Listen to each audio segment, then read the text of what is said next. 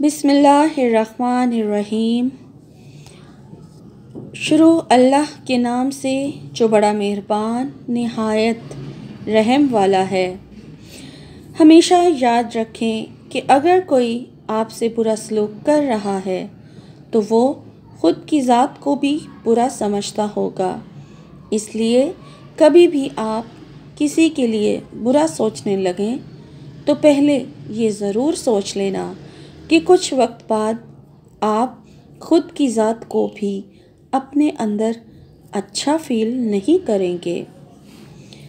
अगर ज़िंदगी में परेशानी से आज़ाद होना है तो बस एक बात को ज़हन में बिठा लें कि लोगों को मुतासिर नहीं करना। जिस दिन आपने ये कर लिया उस दिन वाकई ही आप हर परेशानी से आज़ाद हो जाएंगे। हमेशा शुक्र अदा करें उन चीज़ों के लिए जो आपको नहीं मिली, क्योंकि बहुत सी चीज़ें हमें पसंद होती हैं, अक्सर वही हमें तकलीफ़ देती हैं। कभी ना सोचना कि लोग आपके बारे में क्या सोचते हैं, क्या सोचेंगे, क्योंकि आप उनके दिमाग को कभी भी कंट्रोल नहीं कर सकते। आप बस वो करो जो आपको खुद को अच्छा लगे।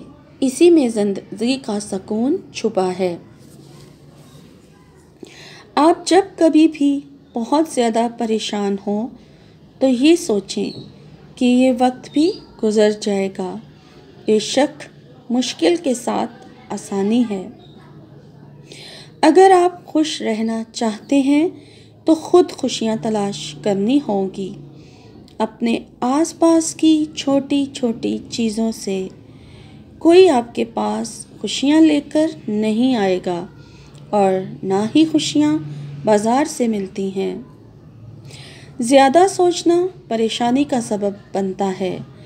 बस एक बात याद रखें, हर सवाल का जवाब कभी भी नहीं मिलता और बाज़ुक वालों का जवाब ना मिलना ही हमारी ज़िंदगी को टेंशन से बचाता।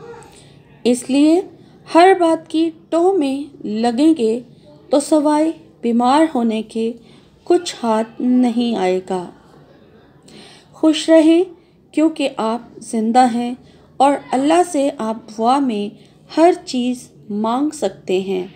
इसीलिए अभी अपने लिए भी दुआ करें, मेरे लिए भी दुआ करें।